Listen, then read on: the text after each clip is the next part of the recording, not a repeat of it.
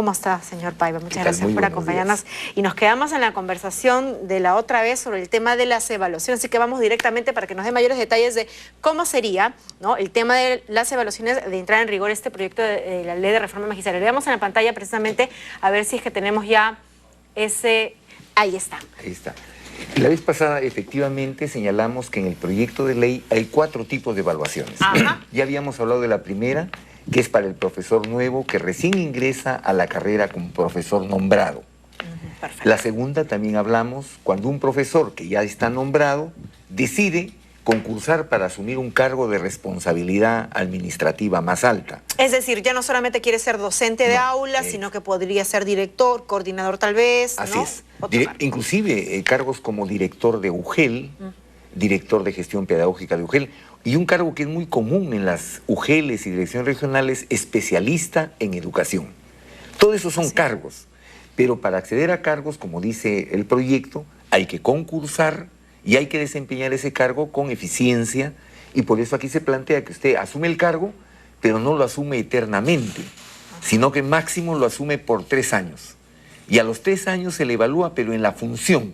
Exacto. Si yo soy especialista en educación, me evaluarás como especialista en educación, y si mi desempeño es correcto, me extiendes el mandato por 3 años más. O sea, es decir, que una vez que yo gane de repente, digamos así, esta dirección en UGEL, no me voy a perennizar ahí, porque obviamente a los 3 años voy a ser sometido a una nueva evaluación para ver si estoy cumpliendo con ese nuevo mandato. Perfecto. Y me imagino que cada asignación va o supone una remuneración mayor, ¿no?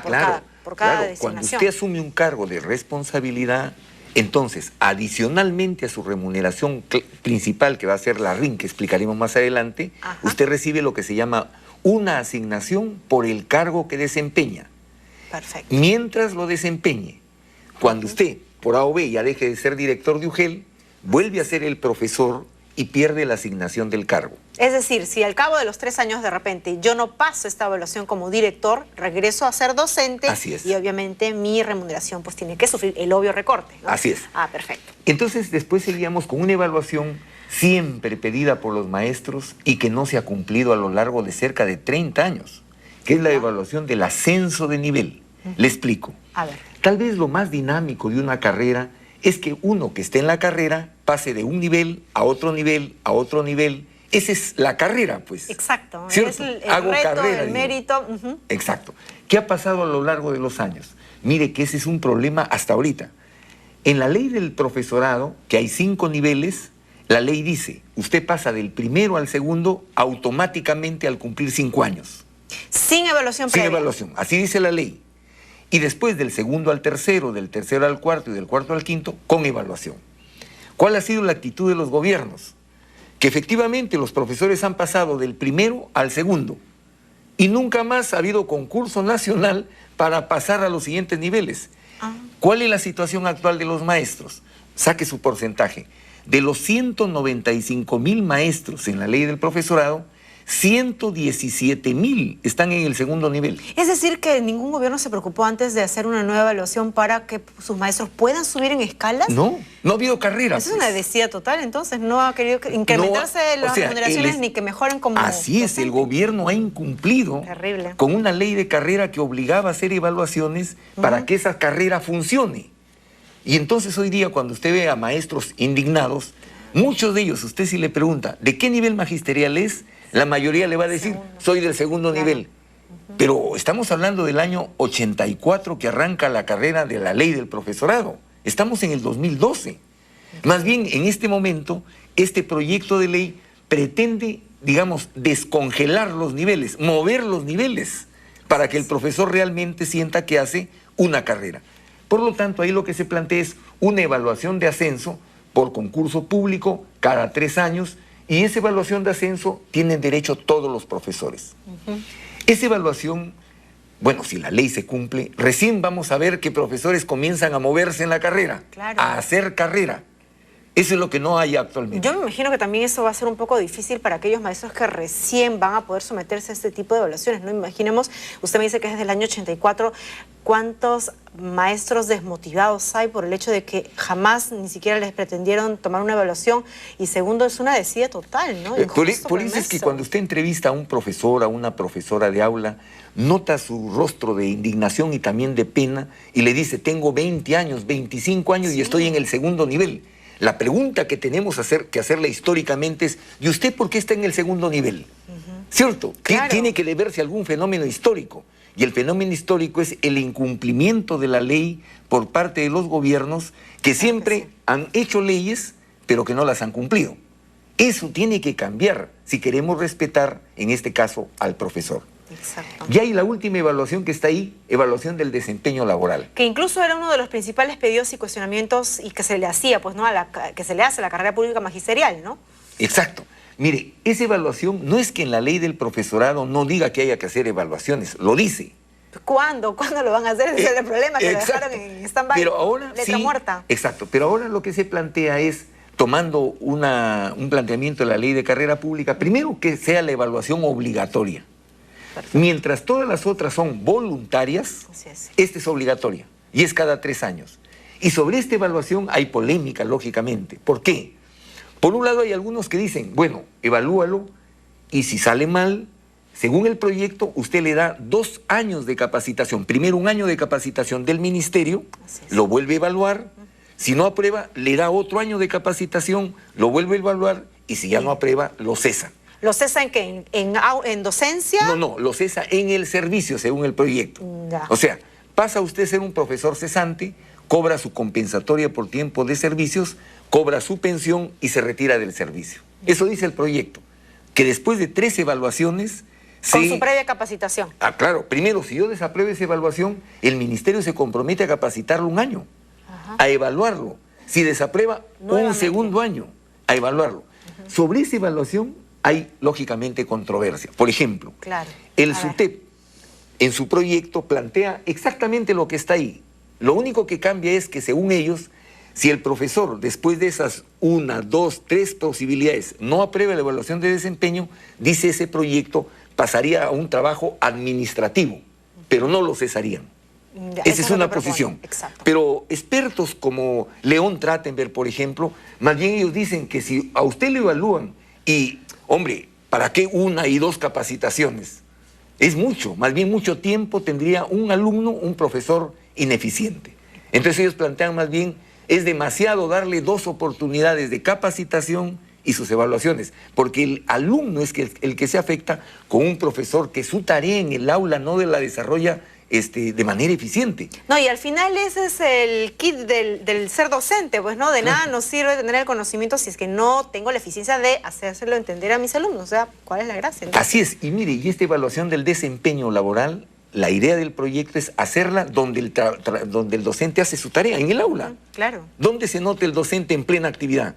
Cuando sus niños lo escuchan, aprenden, se motivan. Ese es un docente que está desempeñando una labor educativa.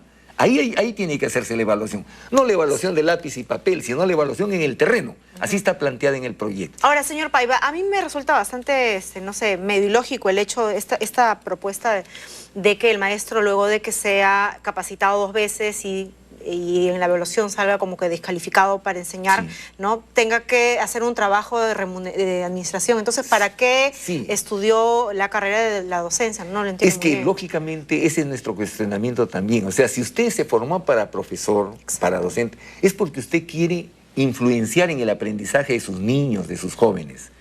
Me parece que ese planteamiento de los colegas del SUTEP lo que pretende es preservar la estabilidad en el servicio del docente, pero no su función. Porque lógicamente usted se hace una pregunta que cae por su peso. Claro. Si yo soy docente, si para eso me formé, y en eso, a pesar de todas las posibilidades, no rindo, ¿qué pasaría? ¿Ser un trabajador administrativo? Entonces, ¿para qué fui docente? ¿Para qué estudié ser docente? Se supone que la finalidad del docente es estar frente a sus alumnos y enseñar, motivar aprendizajes, generar aprendizajes, claro. O sea, ahí hay una contradicción, pero entiendo que es un tema laboral. Que es un tema laboral. Para que no, vamos a decirlo así, de repente no se vean perjudicados en el tema del cese. Así es, pero le adelanto que el profesor que es cesado no es que echado del servicio y sin nada, no. Si usted se retira, conforme dice la ley, usted recibe una compensatoria por tiempo de servicio y usted necesariamente está afiliado a un sistema de pensiones, o a la llamada 19.990, o a la 2530, o a una AFP. Y ahí cobrará su pensión. Pero ya no estará frente a niños en el cual usted está demostradamente probado que usted no tiene interés en enseñar. Y que va obviamente en detrimento de la del aprendizaje de los niños. No se olvide que las pruebas de evaluación de aprendizaje del Perú han revelado que estamos en una situación bastante crítica. Por eso es que esta evaluación va acompañada de remuneraciones nuevas. Pese a ser obligatoria. Todo este esquema de la propuesta viene acompañado no solo de evaluaciones, en el proyecto de ley también se plantean las nuevas remuneraciones y las nuevas asignaciones de los profesores, y sobre eso también, si tenemos tiempo, hemos traído unos cuadritos. A ver si es que lo podemos ver, a ver hasta donde nos alcance el tiempo, a ver si podemos ver el otro. Ahí está, la política de remuneración. Sobre eso le puedo, para resumirlo, si usted ve un talón de pago de un profesor, va a encontrar que es un montón de renglones. Y no es un solo monto. Es una cantidad de montos que cada gobierno le ha ido agregando al profesor, pero son montos pequeñitos. O sea, ni siquiera para decir, bueno, fuera que sean montos de 100, 200, 500, no, sino que pueden ser céntimos o soles. En el caso del básico, por ejemplo, el quinto nivel gana 7 céntimos de nuevo sol. Increíble. Si fuera la bonificación por su familia, usted que puede tener una familia, se recibe 3 soles. Si fuera una asignación para alimentación, 5 soles. Y todo eso va sumando. Va sumando y suma una miseria, suma una cosa pequeñísima. Usted lo ha dicho, Entonces lo que aquí se ha decidido es, hombre, no engañemos a los maestros del Perú. Y la idea es tener una remuneración central, fuerte, principal, que se llama remuneración íntegra mensual, donde se reconozca al profesor que ahí prepara clase, desarrolla su clase, evalúa su clase. Como dice ahí, se relaciona con los padres de familia, con la comunidad. Esa remuneración tiene que ser la más grande de los profesores. Y para hacer eso, por ejemplo, solo para que tome un ejemplo, para que vea la realidad, si se planteara este proyecto de ley, el valor de la hora pedagógica de un profesor superaría los 51 soles. ¿Y cómo es ahora? Y claro, ¿cuánto recibe un profesor, por ejemplo, de secundaria actualmente? Por hora. Por hora, 2 soles 30 céntimos. 2 soles 30 céntimos. 2 soles. 2 soles 30 céntimos por el valor de la hora pedagógica. Ese es un maltrato, sí. Pero lógicamente, si usted tiene 195,000 profesores en esas condiciones, usted no puede seguir pensando que la educación va a mejorar. Claro. Eso tiene que cambiarlo drásticamente. Y entonces se plantea la remuneración íntegra mensual como el concepto fuerte, poderoso, único. Y fíjese que ser único tiene grandes ventajas. Una, yo profesor, en mi planilla veré un renglón. Y evitaré también que en las diferentes regiones y UGELes, como hay tantos renglones, a veces uno encuentra pues pagos que no se justifican. Ve que se puede manejar la planilla de una manera no tan correcta. Se simplifica el manejo de las remuneraciones. Y como habíamos hablado antes de cargos, además de la remuneración, esa remuneración íntegra mensual, el sueldo que todo profesor recibe, el que esté en secundaria por 24 horas, el que está en inicial, en especial y en primaria, 30 horas, y el que es jerárquico directivo, 40 horas. Todos tienen su RIN, pero algunos, una buena cantidad, recibe las llamadas asignaciones. Temporales. Que se reciben, exacto, temporales, mientras se desempeñe la condición que está ahí. Y hay 3 razones para tener esa asignación. ¿Qué son los plus? A ver. El cargo. Si tengo un cargo, tengo una asignación por el cargo. Perfecto. Y lo que nos señalaba, directivos, especialistas, capacitadores. Sí. Otra posibilidad, ¿dónde trabaja usted? Si trabaja en un ámbito rural difícil, inaccesible, en una zona de frontera, mientras trabaje ahí, una asignación. También. Y finalmente, las características del centro. Nuestro país, y usted conoce, como conocemos varios, nuestro territorio, así es. Hay centros educativos donde hay un solo profesor para todos los alumnos. Eso se llama unidocente. Multigrado, hay 2 profesores para 6 grados. Para 6 grados. O zonas bilingües.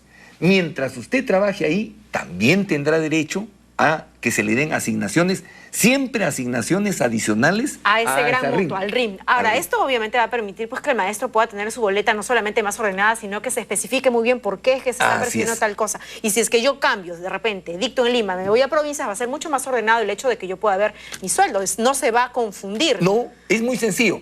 Si yo, por ejemplo, trabajo aquí en Lima, ¿cierto? Y decido irme a trabajar en una zona de Huancavelica, pongamos. Si esa zona es rural, ya tengo una asignación. Si encima en Huancavelica el centro educativo es un centro educativo bilingüe, tengo una segunda asignación. Claro. Y si encima es multigrado, o sea, voy a trabajar con otro profesor 6 grados, tengo una tercera asignación. Claro, es mucho más ordenado, es mucho más justo, que es lo que se espera, ¿no? Para el maestro, estas antiguas leyes, lo que yo veo, ¿no? Y puedo hacer incluso una observación, es que ha tenido a tantos millones de maestros sostenidos en un apostolado prácticamente. Mire, aunque no lo crea, el sistema educativo en el Perú, que todos dicen que está en crisis, hay que agradecerle a los maestros del Perú que siga en pie la escuela pública. Gracias a esos maestros sacrificados, olvidados, marginados, tenemos sistema educativo en el Perú. ¿No le parece que es la hora de hacer justicia con esos profesores? No lo conocía, esa realidad tan dramática.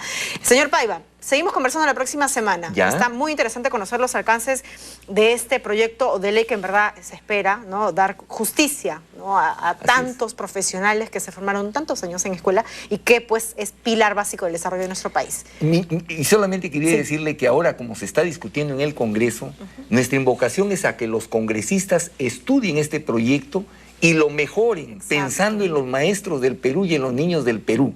Ahora este proyecto está en manos de la discusión del Congreso. Ha comenzado en la Comisión de Educación y esperamos, como lo ha dicho el señor Mora, presidente de esa comisión, que se abra un debate amplio, pero que permita mejorar este proyecto en favor de los maestros del Perú y sobre todo de la educación de nuestro país y su desarrollo. No, y ahora que es tema importante, prioritario, agenda pues, del gobierno central, hay que tomarle atención a este tema. Por lo pronto nosotros nos encontramos el día martes para conocer mayores detalles, ¿verdad?